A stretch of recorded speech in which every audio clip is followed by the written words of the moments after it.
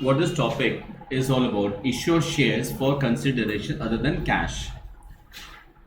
Issue shares for consideration other than cash. मतलब क्या कि शेयर्स इशू कर रहे हैं, बदले में कैश नहीं मिल रहा है. Issue shares for consideration other than cash.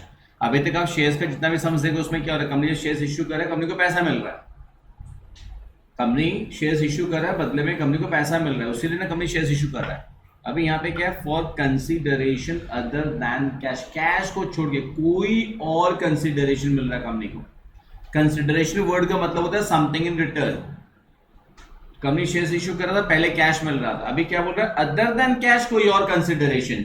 तो अदर देन कैश कोई और कंसिडरेशन क्या हो सकता है कि कंपनी किसी का लैंड एंड बिल्डिंग खरीद रहा है, किसी का लैंड, किसी का प्लांट एंड मशीनरी खरीद रहा है, उसके बदले में उसको शेयर्स इशू कर दे रहे हैं. तो कंपनी को शेयर्स इशू करके बदले में कैश नहीं मिला, क्या मिला, किसी का कोई एसेट मिल गया, लैंड एंड बिल्डिंग या प्लांट एंड मशीनरी या furniture. This can be one form of issue shares for consideration other than cash. या हो सकता है किसी का पूरा रनिंग बिजनेस ही खरीद लिया, किसी का रनिंग बिजनेस है, कंपनी टेक ओवर कर ले रहा है. As the case of we call it commercial world में अमलगमेशंस, मर्जर्स, टेक ओवर्स, ये सब में. तो कंपनी क्या हो रहा है, उसके बदले में उसको शेयर्स इशू कर दे रहे हैं. तो कंपनी जो शेयर्स इशू कर रहा है उसके बदले में क्या मिला, बिजनेस पूरा, मतलब एसेट्स एंड लायबिलिटीज दोनों ही. किसी के बिजनेस का एसेट एंड लायबिलिटीज पूरा टेक ओवर कर लिए, बदले में शेयर्स इशू कर दिए. ये भी इस टॉपिक में आएगा. या किसी से कोई सर्विसेज लिए, मोस्ट कॉमन होता है प्रमोटर्स. प्रमोटर्स कौन होता है, कॉमर्स में, बिजनेस स्टडीज में पढ़े हो, कंपनी के इनकॉर्पोरेशन के टाइम में जो लोग इन्वॉल्व होते हैं, जो लोग बेसिकली कंपनी के फॉर्मेशन का सारा कदम उठाते हैं, सारा प्रोसेस कंप्लीट करते हैं. कंपनी इनकॉर्पोरेशन कोई मामूली बात नहीं है, बहुत सारा काम होता है.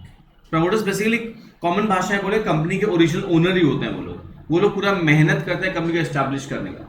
तो कंपनी फॉर्म होने के बाद उनको उनकी सर्विसेज के अगेंस्ट शेयर्स अलॉट करता है कंपनी का board of directors for their services. वो भी अदर देन कैश में आ गया, हाँ है ना. 3 वैरायटी. पहला क्या बोले, परचेज ऑफ एसेट्स. दूसरा क्या बोले, परचेज ऑफ बिजनेस. तीसरा क्या बोले, to promoters for their services. चौथा एक और होता है, एक और सर्विस होता है अंडरराइटर्स. अंडरराइटर्स कौन लोग होते हैं, कंपनी जब शेयर्स इशू करता है ना, एक बहुत इंपॉर्टेंट थ्योरी आप देखोगे जेटी मैट में है, मिनिमम सब्सक्रिप्शन बोल के बहुत इंपॉर्टेंट थ्योरी है, जिसके ऊपर 1 मार्क्स 2 मार्क्स का क्वेश्चन भी आता है. बहुत इंपॉर्टेंट थ्योरी है, इसको भूलना नहीं, अपने को स्किप नहीं करना है. क्या होता है मिनिमम सब्सक्रिप्शन, सेबी का नाम सुना आपने, securities and exchange board of India, right. SEBI का नियम बनाया हुआ है, रूल बनाया हुआ एक्ट है कि अगर कोई कंपनी शेयर्स इशू करे पब्लिक को, तो मिनिमम एप्लीकेशंस उसको 90% का मिल जाना चाहिए. मतलब क्या है, कंपनी ने अगर 1 लाख शेयर इशू किया है, पब्लिक से सब्सक्रिप्शन कम से कम 90,000 शेयर का आ जाना चाहिए, तब तो कंपनी अलॉट कर सकता है उनको शेयर्स एंड आगे बढ़ सकता है. अदरवाइज मान लो 90,000 से कम, अपने एग्जांपल में 90% से कम का एप्लीकेशन आया, कंपनी एक शेयर भी अलॉट नहीं कर सकता है. जितना का पैसा आया भी है पूरा रिफंड करना पड़ेगा. ठीक है. अब ये थ्योरी में है. फॉर गॉड सेक मान लो एग्जाम में कोई ऐसा क्वेश्चन आ गया गलती से जिसमें 1 लाख शेयर्स इशू हुआ है, पब्लिक ने 80,000 लिए हैं, आप ये मत लिख के आ जाना क्वेश्चन इज रॉन्ग, आप पूरे सम को सॉल्व नहीं करके आओ. ऐसा बहुत कम चांस है ऐसा समझाने का, बट अगर आ जाता है आप पूरा सॉल्व कर देना. ठीक है, आपके दिमाग के अंदर 90% मिनिमम सब्सक्रिप्शन मान के चले, फिलहाल वो मैं सिर्फ थ्योरी के लिए बताया हूँ आपको मैं. अभी क्या होता है, अगर 90% से कम का आया तो हो क्या रहा है, कंपनी अलॉट नहीं कर पाएगा, कंपनी का प्रोजेक्ट फेल हो जाएगा. शेयर इशू करना कोई मामूली बात नहीं है. साल 2 साल 3 साल का वर्किंग इन्वॉल्व होता है, उसके पीछे मेहनत इन्वॉल्व होती है, बहुत सारा खर्चा इन्वॉल्व होता है. पहली बात. दूसरी बात है, कंपनी शेयर्स जब इशू कर रहा है, इसका मतलब क्या, कंपनी को बहुत बड़ा प्रोजेक्ट लगाना होगा शायद, हाँ या ना. मे भी 5-10 हज़ार करोड़ का प्रोजेक्ट लगाना होगा. प्रैक्टिकल लाइफ की बात करें अगर, अब अगर मिनिमम सब्सक्रिप्शन नहीं आया, कंपनी को सारा पैसा लौटाना पड़ेगा, तो कंपनी का 3 साल का मेहनत किया पूरा बर्बाद हो गया, 2-3 साल का मेहनत पूरा बर्बाद हो गया, जितना खर्चा लगा पूरा बर्बाद हो गया. एंड लास्टली कंपनी का प्रोजेक्ट फेल हो गया, इंपैक्ट इकोनॉमी के ऊपर पड़ता है, हमारी पूरी इकोनॉमी शैटर हो जाती है उसके चलते, एक कंपनी के चलते. शेयर मार्केट से लोगों का भरोसा भी उठ सकता है, बहुत सारे प्रॉब्लम्स है। तो इसीलिए सेबी ने साथ साथ में एक और नियम बना रखा है कि जब कंपनी शेयर इशू करती है ना, तो कंपनी को अंडर राइटर अपॉइंट करना पड़ता है। अंडर राइटर लोग कौन होते हैं? वो गारंटर्स होते हैं, जो लोग कंपनी को गारंटी देते हैं कि हम आपका शेयर्स का सब्सक्रिप्शन खोज के ला देंगे। काइंड ऑफ मिडिल मैन होते हैं वो लोग, काइंड ऑफ मिडिल मैन। वो लोग कौन होते हैं? बेसिकली मर्चेंट बैंकर्स होते हैं, स्टॉक मार्केट में बड़े बड़े ब्रोकर्स होते हैं, ब्रोकिंग हाउसेस होते हैं, जिनके पास में इन्वेस्टर्स का बेस है। वो लोग कंपनी के बिहाफ में कंपनी के शेयर्स का मार्केटिंग करते हैं, काइंड ऑफ लोगों को समझाते हैं बहुत अच्छा शेयर है, पैसा लगाओ इसमें, रिटर्न्स मिलेगा, राइट। अब क्या होता है कि वो लोग कंपनी को गारंटी दिए, अब अगर पब्लिक सब्सक्रिप्शन शॉर्टफॉल होता भी है ना, तो अंडरराइटर को अपने पॉकेट से पैसा लगा के वो शेयर्स खरीदना पड़ेगा, तो मिनिमम सब्सक्रिप्शन का तो फेल होने का चांस ही नहीं है। ये अंडरराइटर्स को उनकी सर्विसेज के बदले कमीशन मिलना चाहिए। मैंने क्या बोला? They are kind of middleman, they are kind of middleman, उनको कमीशन मिलना चाहिए, that is underwriting commission. Underwriting commission company cash में नहीं देके, हो सकता है उसको उसके बदले में कंपनी शेयर्स दे दे। आया समझ में? तो ये भी है topic, issue shares for consideration other than cash. तो टोटल 4 चीजें अपने को करनी है। एक हो गया अगेंस्ट परचेज ऑफ एसेट, एक हो गया अगेंस्ट परचेज ऑफ बिजनेस, एक हो गया टू प्रमोटर्स, और एक हो गया टू अंडरराइटर्स, राइट। सो इसमें first variety, issue shares against purchase of assets. Company अगर एसेट्स परचेज कर रहा है तो शेयर्स इश्यू करेगा तो क्या एंट्री पास होगा? तो सबसे पहला एंट्री ना कंपनी के बुक्स में, for purchase of asset, for purchase of asset, asset purchase करने का एंट्री। तो कंपनी जब एसेट परचेज कर रहा है तो ऑब्वियसली जो भी एसेट है उस एसेट का नाम लिखेंगे अपने, लैंड एंड बिल्डिंग अकाउंट है या प्लांट एंड मशीनरी अकाउंट है, जो भी, डेबिट टू वेंडर अकाउंट, मतलब जिस पार्टी से आप खरीदें उसका नाम। कोई दिक्कत नहीं शायद। अमाउंट क्या होगा? जितना रुपए में खरीदे आपने, we call it purchase consideration, जितना रुपए में खरीदे हैं। Asset account debit to vendor. Number B, for issue of shares to the vendor, vendor को शेयर इशू करने का एंट्री। वेंडर को अपन जब शेयर्स इशू करेंगे तो बहुत simple, entry would be vendor account debit to equity share capital account. And हो सकता है ये shares at a premium issue हुआ है तो to securities premium reserve credit हो जाएगा, अग्रीड और नॉट? तो securities premium reserve account credit हो जाएगा। ये समझ में आ रहा है क्या बोल रहा हूं? Vendor account debit to equity share capital to SPR, topic खत्म। Issue shares against purchase of asset खत्म हो गया। इसमें खाली क्या होता है, कैलकुलेशन का थोड़ा सा झमेला आ सकता है, ठीक है। Let us take a very short and a very quick example. चलिए सम्स लिखिए फटाफट एवरीवन। टेक वन क्वेश्चन, देखो, JT limited purchased a machine from Bothra Limited, first a machine from Bothra Limited for rupees 10 lakhs.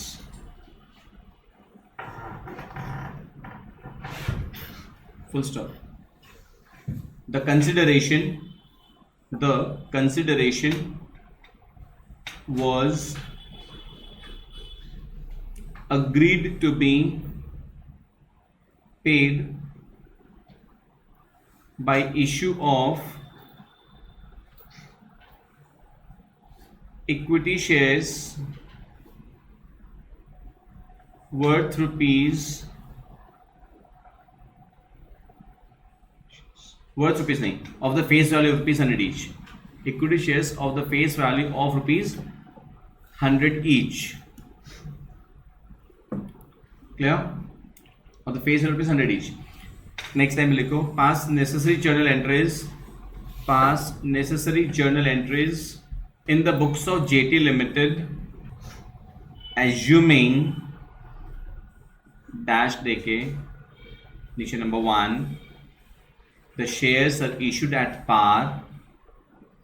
The shares are issued at par. Number 2, the shares are issued. The shares are issued at a premium of 25%.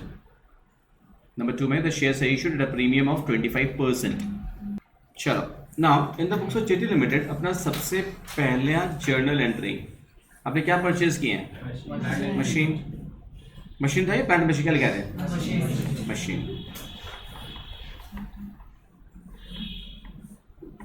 Machinery account debit to Bothra limited,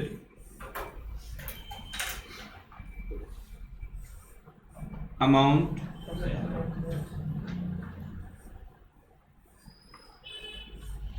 ₹10,00,000। कोई दिक्कत? ये तो क्या first entry. Second entry में दो options है ना, shares issued at par हुआ है या था प्रीमियम हुआ, 2 बार बोला है। सेकेंड में शेयर्स इश्यूड एट पार मतलब दाम का दाम में, मतलब 100 रुपए का 100 रुपए में। तो एक चीज बताओ, पहले बात तो मेरे को कि नंबर ऑफ शेयर्स कितना इश्यू करना पड़ेगा फिर? Sir ji 10,000। Number of shares to be issued कितना आएगा? ऑब्वियसली 10 लाख डिवाइडेड बाई 100 कितना शेयर्स होगा सर? 10,000 शेयर्स इश्यू करना होगा। ये समझ में आ रहा है कि नहीं? हाँ, ये अलग बात है कि अपना जर्नल एंट्री क्या पास होगा, बताओ। बोथरा लिमिटेड अकाउंट डेबिट कितना? 10 लाख। टू क्या करेंगे? To equity share capital account. Amount तो 10 लाख ही रहेगा। फिर आप बोलो सर ये हम क्यों निकाले? बिकॉज नरेशन में लिखना पड़ता है ना। Paying 10,000 equity shares of ₹100 each issued to the vendors.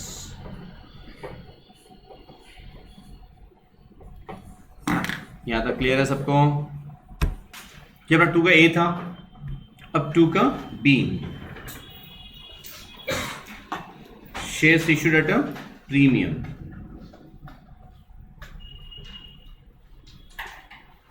Shares issued at a premium. कितना परसेंट प्रीमियम पे इशू कर रहे हैं आप? 25%। तो इस केस में अब आपको अपना जर्नल एंट्री के लिए अब ये वर्किंग जरूरी मस्ट है एकदम। Number of shares to be issued, number of shares to be issued 10 lakhs divided by 125, क्योंकि 25% प्रीमियम है। मतलब कि एक शेयर आप 100 रुपए का कितना में इश्यू कर, 125 में इश्यू कर रहे हो ना, तो divide by the issue price बराबर है। कितना आ रहा है? 8,000 शेयर्स। बस ये वर्किंग किए बिना आपकी एंट्री नहीं हो पाती। नहीं, हमारी एंट्री क्या होगी अब? Bothra limited account debit, amount is 10 lakhs to equity share capital account 8 lakh, 8,000 share 100 रुपया करके, to securities premium reserve account 2 lakh. अभी अपना 2 लाख कैसे आया? 8,000 शेयर्स इंटू 25 रुपया करके। यह है समझ में? अकॉर्डिंगली आप नरेशन लिख देंगे, being 8,000 equity shares of ₹100 each issued at a premium of 25%, being 8,000 equity shares of rupees 100 each, issued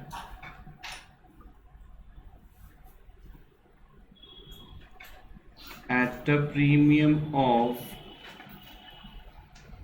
rupees 25 each to the vendors. Any questions, anyone? Next topic अपना issue shares against purchase of business. आपको introduction में क्या बताएं? आप किसी का running business खरीद रहे हैं, इसका मतलब क्या है? उसका कई सारा एसेट, मे बी उसका लैंड एंड बिल्डिंग भी है, प्लांट एंड मशीनरी है, फर्नीचर है, डेटर्स है, स्टॉक है, कैश एट बैंक है, सब कुछ ले रहे हैं आप। साथ में लाइबिलिटीज भी मिल रहा होगा, उसका क्रेडिटर्स है, बिल्स पेबल है, उसका डिबेंचर्स है। आप किसी का रनिंग बिजनेस पूरा खरीद ले रहे हैं, उसके बदले में एक परचेज कंसिडरेशन का बात हो गया। किसी का बिजनेस सपोज आप खरीद रहे हैं 20 लाख में, अब उसमें उसका कुछ एसेट्स मिल रहा है, कुछ लाइबिलिटीज मिल रहा है, एंड ये 20 लाख आपको उसको पे करना है बाय वे ऑफ शेयर्स, जो कि प्रीमियम पे भी इशू हो सकता है, एट पार भी इशू हो सकता है। क्लियर? उसका इंटरेस्ट करना अपने को। देखो फॉर परचेज ऑफ बिजनेस, तो फॉर परचेज ऑफ बिजनेस क्या होगा, ध्यान से देखो, मैं जो लिख रहा हूं एक बार, सन्ड्री एसेट्स अकाउंट डेबिट लिखा हूं मैं, कि देखो अभी तो हम लोग एंट्री लिख रहे हैं, हमको तो नहीं पता क्या क्या एसेट कोई सम्स में दिया रहेगा। जो जो एसेट का नाम रहेगा वो डेबिट होगा। Land and building account debit 2 lakh, plant and machinery account debit 3 lakh, stock account debit 50,000, जो भी एसेट का नाम दिया रहेगा वो सारा एक एक करके लिखना होगा। आप भी ऐसे मत लिख देना सन्ड्री एसेट, सर आप ही तो लिखाए थे। मैंने आपको बता दिया क्या करना है, एक एक एसेट का नाम देख के लिखना है। भावना को समझ रहे हैं सर आप? चलो ठीक है। तो सन्ड्री एसेट अकाउंट डेबिट मतलब नाम देख के लिखना होगा। मैं यहां पे एक लाइन का स्पेस छोड़ रहा हूं प्लीज, है एक लाइन का स्पेस छोड़ रहा हूं। टू सन्ड्री लायबिलिटीज अकाउंट, जो जो लायबिलिटीज हम लोग उसका टेक ओवर कर रहे हैं, ये भी क्वेश्चन में दिया हुआ रहेगा, क्रेडिटर्स है या बिल्स पेबल है, क्या है वो लिखेंगे। To vendor account, vendor company का नाम XYZ लिमिटेड है, जो भी है, इसमें अमाउंट क्या चीज का आएगा, बाकी का अमाउंट दिया रहेगा, इसमें कौन सा अमाउंट आएगा, परचेज कंसीडरेशन। टोटल कितना रुपया में आप उसका बिजनेस खरीद रहे हैं, जो क्वेश्चन में लिखा हुआ रहेगा, इतना रुपया में डील हुआ है। मैं क्या बोल रहा हूं, फिर से रिपीट करो, एसेट्स का सबका वैल्यू बताया हुआ रहेगा, वो सारा एक एक एसेट डेबिट। टू लायबिलिटीज का वैल्यू बताया हुआ रहेगा। टू कितना रुपये में बिजनेस खरीदने का बात हुआ है। अब क्या होता है सर, जर्नल एंट्री, तो दोनों मैच होना चाहिए, डेबिट और क्रेडिट, डेबिट और क्रेडिट दोनों मैच होना चाहिए। कई बार ये मैच नहीं होगा, आप गलत नहीं है, मुझे मैच नहीं होगा सर। अगर डेबिट में कम पड़ेगा, अगर क्रेडिट ज्यादा है डेबिट कम है, तब तो हो जाएगा गुडविल।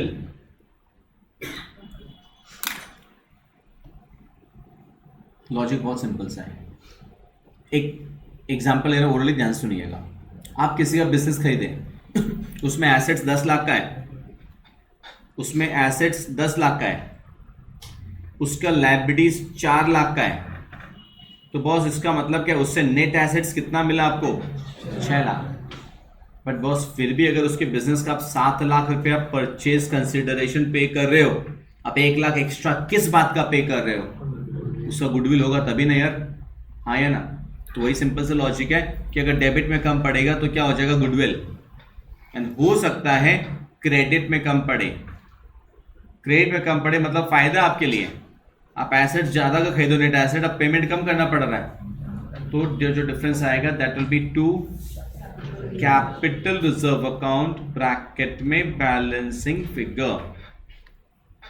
ये लाल दाग से लिखा हूं, ऑब्वियसली दोनों में से एक आएगा, या तो डेबिट में कम पड़ेगा तो गुडविल, और क्रेडिट में कम पड़ेगा तो capital reserve. Can copy the entry, be quick. So next entry for issue shares to the vendor. Vendor को शेयर इश्यू करने का तो यार सेम वही एंट्री, क्या, वेंडर अकाउंट डेबिट। अब हो सकता है शेयर्स खाली एट पार इश्यू हो रहा है, तब तो to equity share capital account, and हो सकता है शेयर्स प्रीमियम पे इश्यू हो रहा हो, तो टू सिक्योरिटीज प्रीमियम रिजर्व भी आ जाएगा। समझ में आ रहा है क्या बोल रहे हैं? Vendor account debit to equity share capital to SPR, कोई दिक्कत नहीं शायद। अब इसके बेसिक इलस्ट्रेशन लिखो फटाफट, एक इलस्ट्रेशन लिखो। ए limited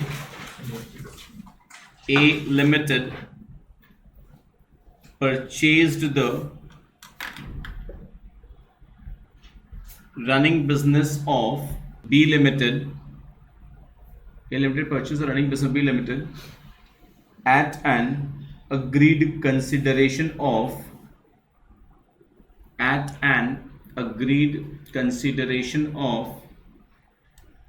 rupees 12 lakh. The assets and liabilities consisted of plant and machinery 3 lakhs, building 5 lakh, debtors 2 lakh, stock 1 lakh, creditors 1 lakh,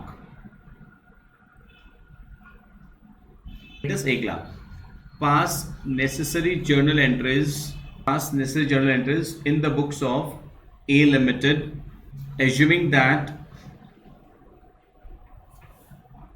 the shares were dash देके number 1 issued at par,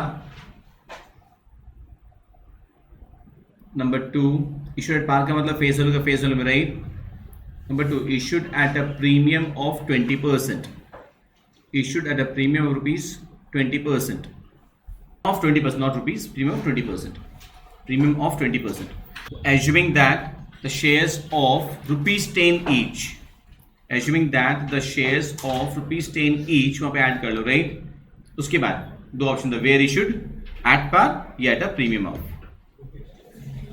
सबसे पहले ये सारा assets आपका debit हो जाएगा, जो values दिया हुआ है। अब वो बोले थे डेबिट में इस लाइन का स्पेस छोड़ के करना चाहिए हमेशा, कहीं भी डिफरेंस आ सकता है, इसलिए एक लाइन स्पेस छोड़ दो आप। 2 क्रेडिटर्स कितना था, 1 लाख। 2 क्या होगा, बी लिमिटेड अकाउंट, हाँ या ना, बी लिमिटेड अकाउंट हमारा परचेज कंसिडरेशन कितना ही बात हुआ था, 12 लाख। बताओ किधर कम पड़ रहा है, डेबिट में। कैलकुलेशन कर लियो, 2 लाख कम पड़ रहा है क्या, तो गुडविल अकाउंट डेबिट हो जाएगा वो 2 lakh. Understood everyone? That's wonderful. ये तो पहला एंट्री हो गया। नेक्स्ट नंबर 2, यहाँ तक कंप्लीट करो। Number 2 is shares issued at par. Shares at par issue होगा तो शायद कोई दिक्कत ही नहीं है। अब मैं वो नंबर ऑफ शेयर्स इशूड, इसमें वर्किंग में नहीं दिखा रहा हूँ आपको मैं, एट पार वाले में तो B limited account debit to क्या होगा बताओ everyone, to equity share capital account. Amount कितना रहेगा, ऑब्वियसली 12 लाख ही रहेगा। हाँ, जब नरेशन लिखोगे उसमें नंबर ऑफ इक्विटी शेयर्स कितना आएगा, 1,20,000 equity shares of rupees 10 each, हाँ या ना। उसके वर्किंग्स पे नहीं दिखा रहा हूं मैं। अब 2 का बी,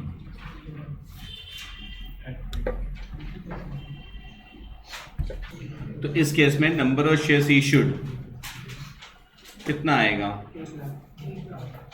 क्योंकि 12 लाख डिवाइडेड बाई 12 रुपया, 10 रुपये का शेयर है, 20% प्रीमियम, तो 12 रुपया।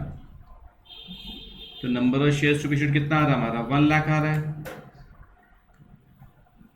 बस अकॉर्डिंगली जर्नल एंट्री पास कर देनी है आपको।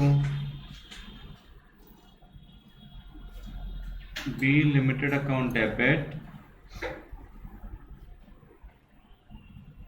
12 lakh to equity share capital account 10 lakh to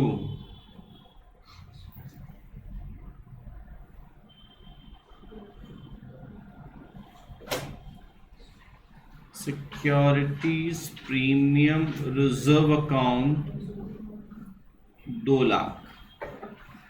कोई दिक्कत किसी को? I think this concept is very clear. Other than cash का एक सम लोग जेटी मैटर कर लेते हैं, देख लो। With limited purchase of business of, ये सम नंबर 69 करा रहा हूं। With limited purchase of business of Kochar limited and issued, please ध्यान से देखना, प्लीज क्वेश्चन फॉलो करना। And issued 40,000 fully paid equity shares with 10 each at a premium of 20%, and the balance of amount of rupees 2 lakh was paid in cash. क्या please try to understand, यहाँ पे purchase consideration directly नहीं indirectly they दिया, तोड़ के दे दिया है।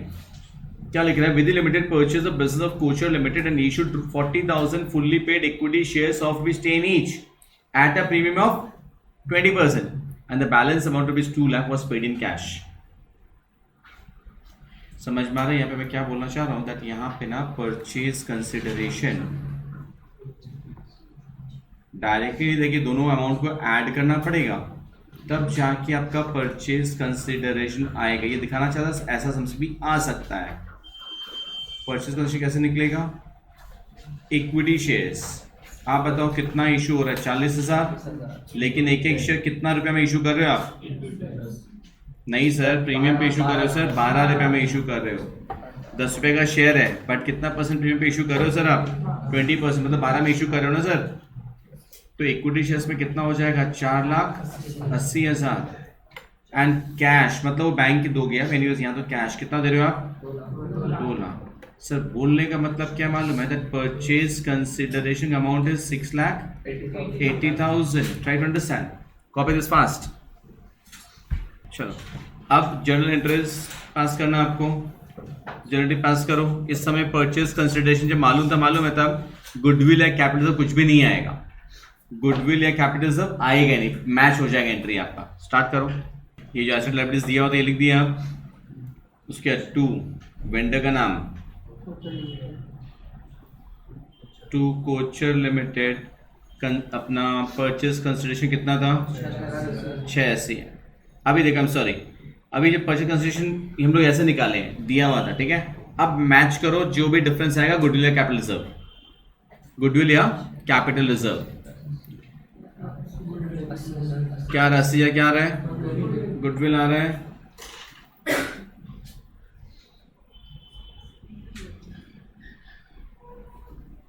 Goodwill account debit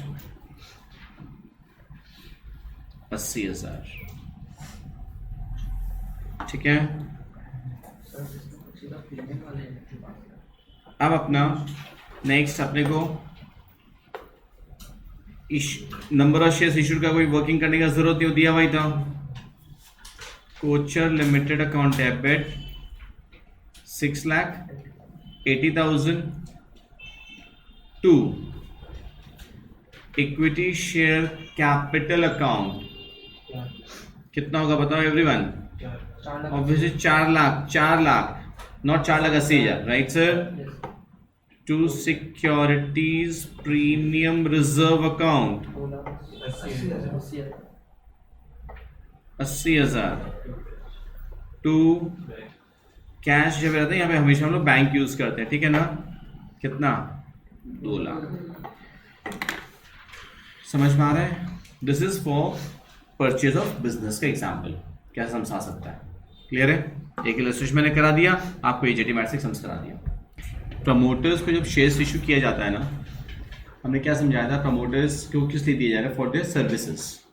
तो फॉर देयर सर्विसेज मतलब कोई एसेट तो मिल नहीं रहा है, that is something intangible, right?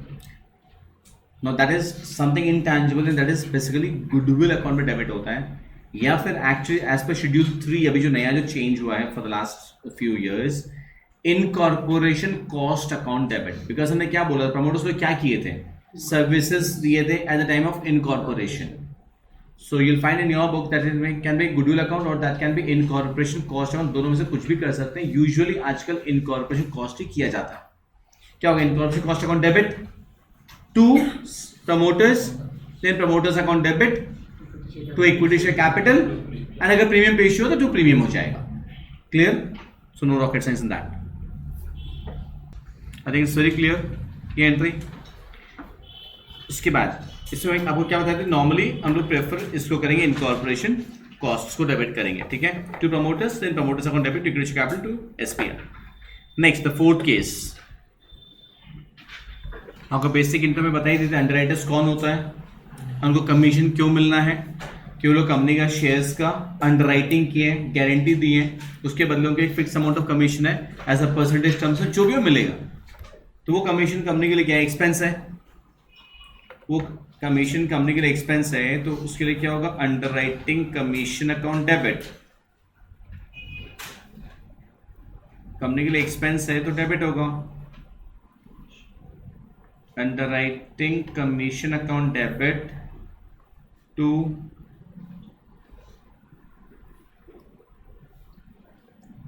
Underwriter account, right. ये तो ड्यू एंट्री हो गया, हम उनको पेमेंट करेंगे अपने शेयर्स इशू करके,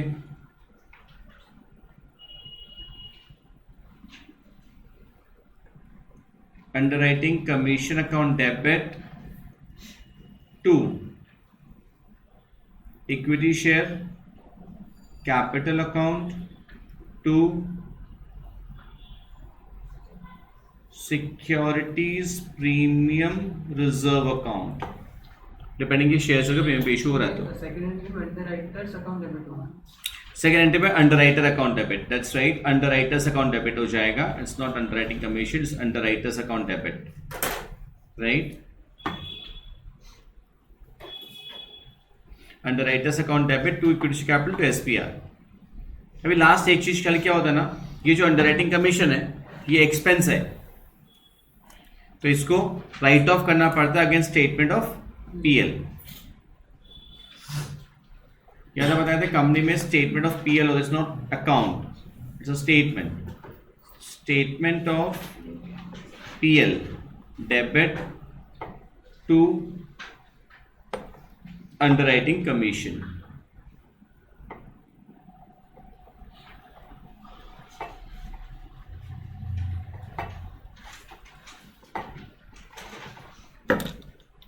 कैलकुलेशन वेरी सिंपल, जैसे ऑलरेडी पहले कैलकुलेशन कराई दी, दो ही चीज का होता है, एट पार इशू हो रहा है या प्रीमियम इशू हो रहा है। ये चार वैरायटीज होते हैं for issue of shares other than cash में, जिसमें से सबसे ज्यादा पहला दोनों वैरायटी सबसे ज्यादा कॉमन है, कौन सा, अगेंस्ट बिजनेस या against assets. This topic comes to an and.